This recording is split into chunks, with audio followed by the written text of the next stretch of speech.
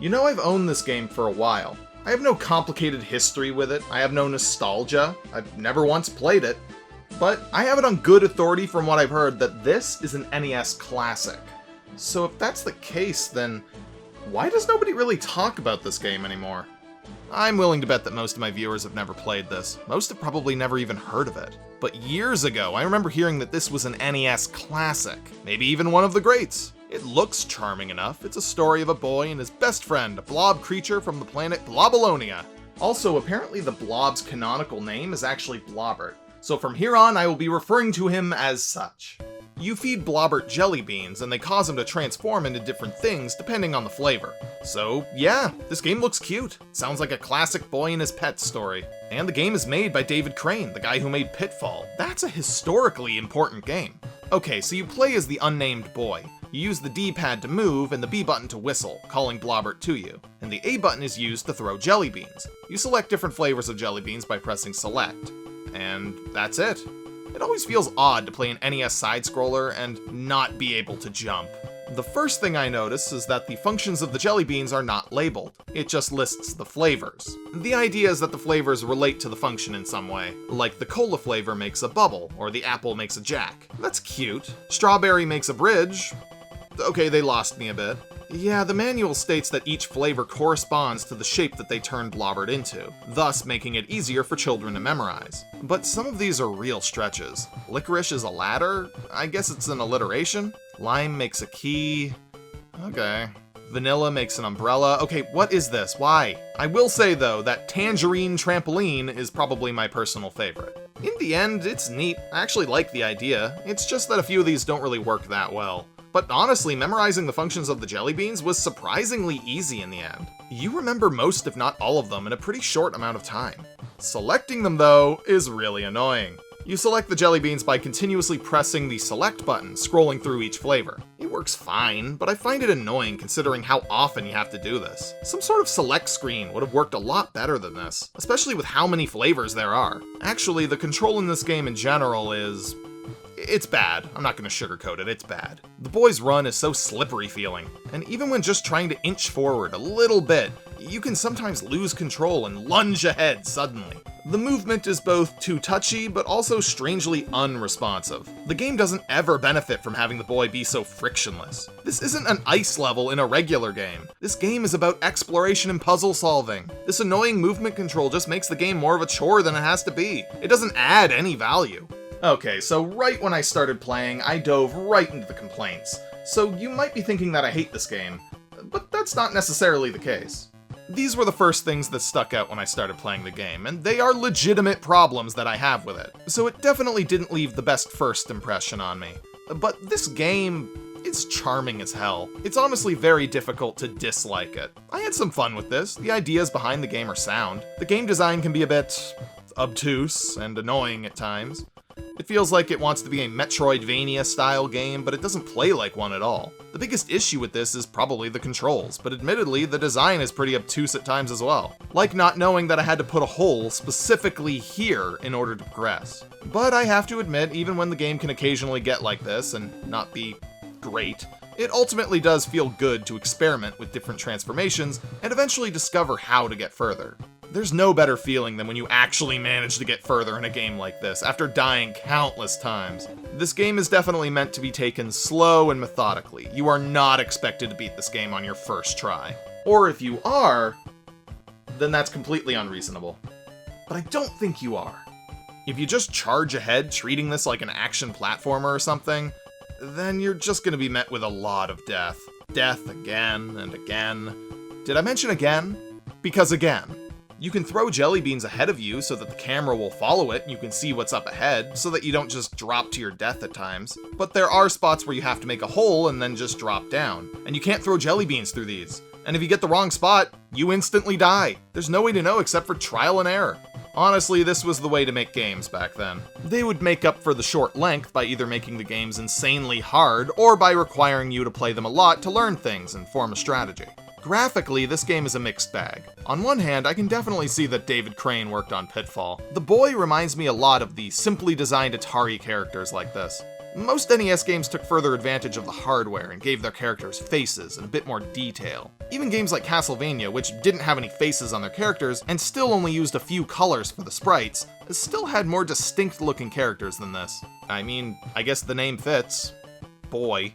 But honestly, there is a certain charm to seeing graphics like this. This kind of feels like a perfect evolution of Atari games. And even though the sprite work is pretty basic, it's actually pretty well animated. Both the boy and the Blobbert. The music is... I mean, it's fine. The music that plays in the background is catchy enough, but it does get old after a while. There's only a few songs in the entire game. Granted, this game isn't that long, but it is fairly difficult, so you will be playing it for a while. Eventually, after many deaths, some feeling quite unearned, I found my way to the drugstore. I bought some vitamins, and I rocketed off to planet Blobolonia. Yes, this is really happening. Now I have a gun, and it's completely useless. Avoiding obstacles in this game is miserable with how the movement control can feel, so I figured that I'd shoot these obstacles out of my way with my gun. But then they just came right back, and now they're out of sync with the other obstacles. Cool. Oh, and by the way, you only have so many lives, and when you run out of them, you have to start the entire game over again. Yep, it's one of those. There's no checkpoints at the start of levels or anything like that. I never even found any 1-ups the entire time I was playing, so just don't lose all your lives. By the way, I lost all my lives.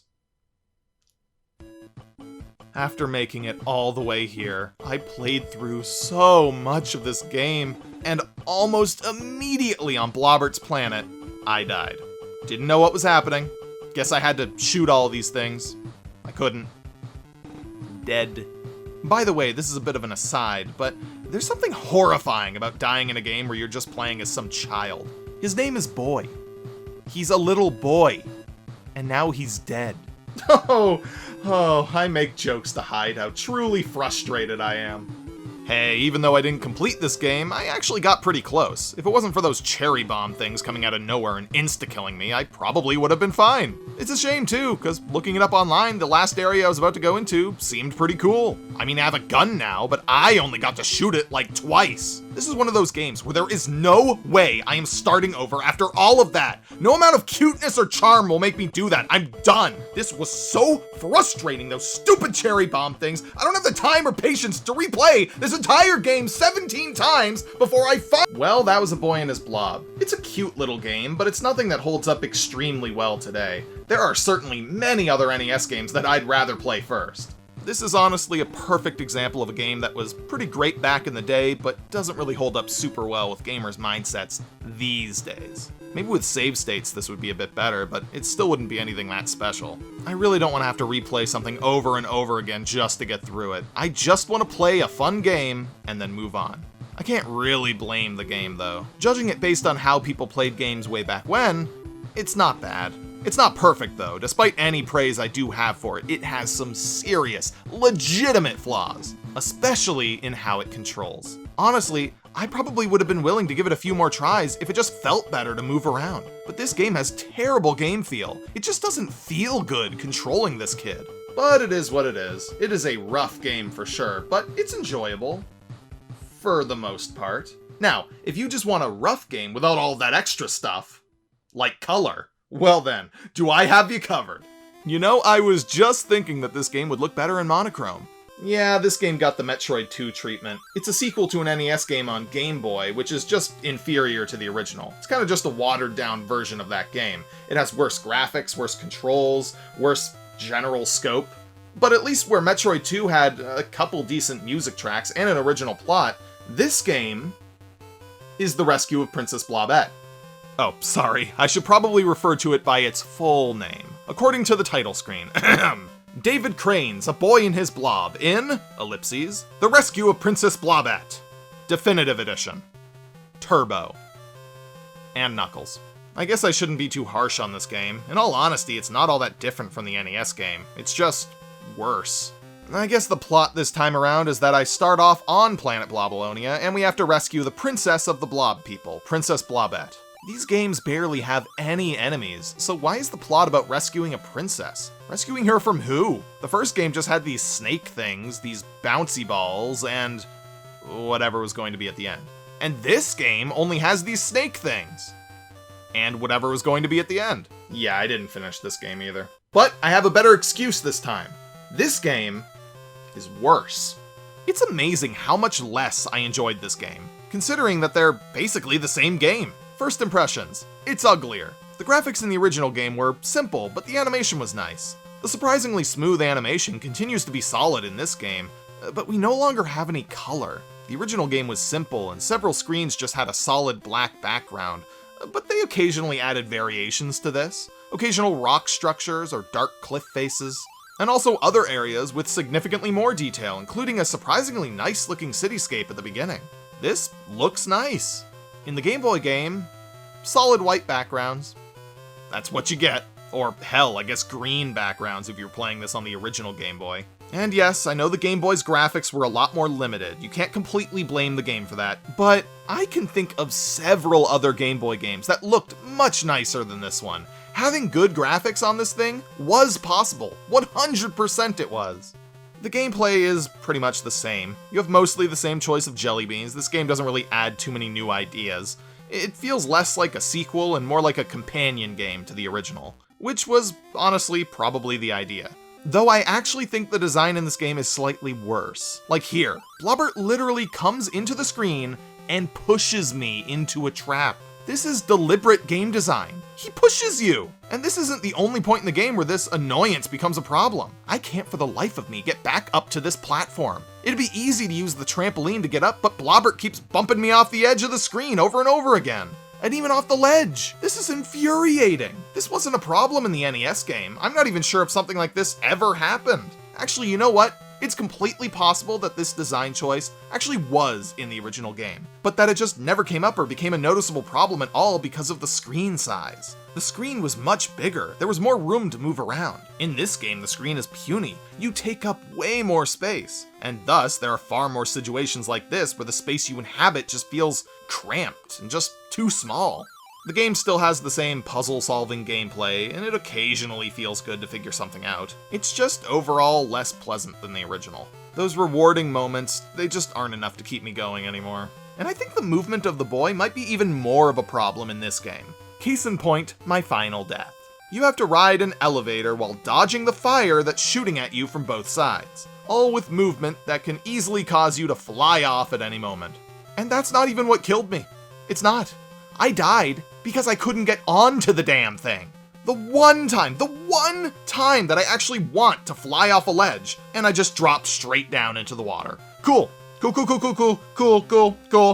Cool. You know what? I found the princess. I found her earlier. I couldn't save her, but I found her. And that's good enough for me. Also, I looked it up, and I was literally around the corner from the ending. If I had made it up this elevator, I probably would have won. Almost guaranteed. Though to be fair, I doubt I ever would have been able to dodge the fire even if I got onto the damn elevator. Something that should be extremely simple. Walking slightly to the left and right to avoid fire. And it's made way harder than it has any right to be, simply from the slippery and touchy movement controls. I mean, you get what you expect. I mean, I can't complain that much. And I guess if you really, really love the original game, you'll probably find some enjoyment out of this.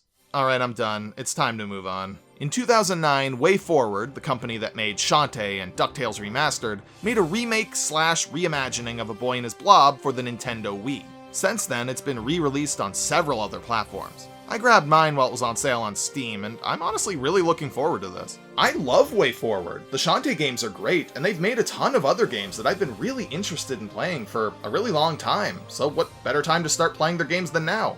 Let's finish this video off with the final game to release to date in this series. Gotta say, right off the bat, I'm disappointed in this name. This name is not nearly long enough. It should have been something more along the lines of WayForward presents David Crane's A Boy and His Blob, Trouble on Blobalonia, Redux, Definitive Turbo Game of the Year Edition. And Knuckles. This is what I've been waiting for, a reward for all of my endurance. This game is great. This game plays far better than the others. It feels better. It looks and sounds better. The game has been reimagined. Instead of the game kind of being like a Metroidvania style game, it's instead a puzzle platformer with individual levels. Each level gives you a set of predetermined jelly beans for that level, anywhere between 2 and 8. This is loads better. Not only is it easier to figure out what to do since there's less options, but the game design is just generally tighter. They don't have to design the levels with every transformation in mind, because you only have access to a few specific ones each level. I think almost every single one of the original power-ups returns. The only ones that I can think of that don't are the bridge, the bubble, and the umbrella. But those last two were more or less reworked into the giant hamster ball and the parachute. And they're way better. And yeah, there's tons of new power-ups as well. There's a bouncy ball, a cannon, a duplicate of the boy made of nightmares. They did away with the flavor system. You no longer have to memorize anything. You just select what power you want from this wheel, which, by the way, wouldn't something like this have been great in the original game? It's so easy now, and it shows you preview images of what each power-up is. Though I will say that a really nice attention to detail is that even though they made this change, they actually did still keep the jelly bean flavors, at least from what I can tell. We can assume that the black jelly bean is probably black licorice, and it still turns Blobbert into the latter. That's a super cute detail to keep in. This is definitely more of a reimagining than a remake. It changes a lot. It keeps the spirit of the original, but it's very much its own thing. Honestly, it kind of reminds me of Wario Land of all things. Selecting a level and exploring it, solving simple puzzles to progress and access collectible treasure chests. Also, this boy is a grade A jerk, just like Wario. Blob, hey! I don't know, he just seems kind of rude. Each new area has an accompanying hub world. The first world is a set of forest and swamp themed levels, and the hub for it is a giant treehouse. And right when I was starting to think that this kid just lived in a forest by himself, I reach world 2. And I see that city in the background, and they even recreate the beginning of the NES game a bit. You leave your house, the city in the backdrop, and then you go underground to a sort of subway area, and then from there you enter the subterranean caves that lie underneath the city, apparently. I gotta say, when I beat the first boss and I saw that city in the background as I walked out of the forest towards my home, first of all, it looks beautiful. And second of all, it filled me with a strange sense of, I don't know, nostalgia? Even though I just played the original game this episode. And the music, oh, it's a remix of the original game's music, and it sounds great. But they sadly don't use this a lot. They don't use it nearly enough. This song only plays in a few levels. That really sucks. Thankfully, the new music that replaces it is all good. It's not all gonna get stuck in your head or anything, but it's fitting, pleasant, and sometimes even calming and atmospheric music. It's good. And the visuals. The original game, well, you know what I thought about that, but this is just great. It's so cute. You can hug Blobbert. You can hug Blobbert. Every game in existence should let you hug Blobbert. I will accept nothing less from now on. God damn it! The backgrounds are all hand-drawn, the animations for the boy, the blob, the enemies, it all looks so nice. I wish more games looked like this, really. This game begs for a full HD remaster. The version you can buy today is obviously great, but it's still clearly the Wii game from 2009. I'd have to assume that the original artwork that was downscaled for the Wii must still exist. It's not like they hand-painted the backgrounds, resized them for standard definition, and then just threw away all the original work. Or if they did, that was dumb. But give me an upscale, or redo the art. I don't know. This game looks amazing, but it's still clearly a Wii game running on modern hardware. Some backgrounds look great, albeit maybe slightly blurry, but then others are super pixelated. I will say again, it looks great. But come on, this could obviously look a little bit better. And fine, they don't want to do an HD patch or remake? Then give me a sequel. Make a new reimagined version of Princess Blobette. Plus all those other words, you know, and Knuckles, whatever. This is me just being kind of nitpicky. I'm more so just sharing my personal wish list rather than actually complaining, because honestly, this game looks really great as it is. It plays great as well, no longer controlling like a platformer on Atari. Everything is quicker and snappier. This game is a real pleasure to play. If I had to pick a weak point though, it's definitely the boss battles. They're not awful, but they don't feel extremely necessary. Like, I'm never gonna replay these levels, but I guess they had to have some sort of fight to end a world, I guess. It just feels unfitting. Like, you die in a single hit in this game, which works because it's a puzzle game. You die and you restart at the beginning of the current puzzle area and then you try again. But if you get so much as grazed by a boss, it adheres to the same logic. You die in one hit, and you have to restart the entire battle. It's not like the battles are long, but it just doesn't feel good. I don't know, they're not impossibly hard or anything, but for the most part, they just feel clunky compared to the rest of the game. And they are by far the least fun part of the entire thing. And trust me, I mean that. I literally played every single level. I enjoyed this game enough that I actually 100%ed it. Maybe that'll make up for the fact that I didn't beat either of the other games. No? It doesn't? Okay. I don't really care. But yeah, I beat the crap out of this game. I collected all the treasure chests, I beat all the challenge levels, I got every achievement, hugged Blob 6 times. Oh, that one was a struggle. I had to do that like so many times, I can't even count. I'm lucky I survived. And get this, when you beat the challenge levels, you unlock things like concept art, storyboards, design notes, even some reference video that they shot in order to make the animations. This is the cutest. This is the cutest, most wholesome unlockable in any video game ever. So yeah, in case I hadn't made it clear, I like this game. A lot. Other than the boss fights and some occasional pixelated graphics, I've really got nothing to criticize here. This game is of decent length, it has great music, it looks amazing, the game plays well, and every single design change that they made for this game was for the better. I appreciate what the original game tried to do. They were very ambitious, making a Metroidvania-style game where you could access a ton of powers and collect treasure, but honestly, the power-up system just works better without limited ammo and in a more linear and level-centered gameplay loop. Starting a new level, the first thing I do every time is check what jelly beans I have for that level. There is no better feeling than checking for the first time and seeing one or more of your favorite jelly beans on the selection wheel. It just makes you excited for the level ahead.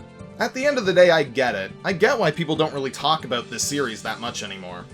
The older games haven't aged well at all. They kind of feel like relics of the past, to be honest. Especially the Game Boy game. But God, would I love a new game by Way Forward. More beautiful backgrounds and animation, please. Please! And what other types of objects can Blobbert turn into? They already did so much for this game, I'm honestly having trouble thinking of more power-ups, but I would love to see what they come up with. Hell, I'd even be interested in another Metroidvania-style game. I don't know how well it would work, but I'd be interested to see. Or try something totally new. This is such an adorable idea for a video game. It's literally called A Boy and His Blob. We need another entry in this series.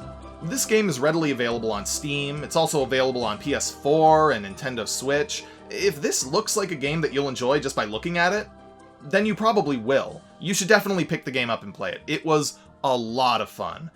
I kinda doubt that another game in this series is currently in the pipeline, but I mean, maybe someday. And in the meantime, just remember, don't bother playing the Game Boy game. It really wasn't worth the $20 I spent on it.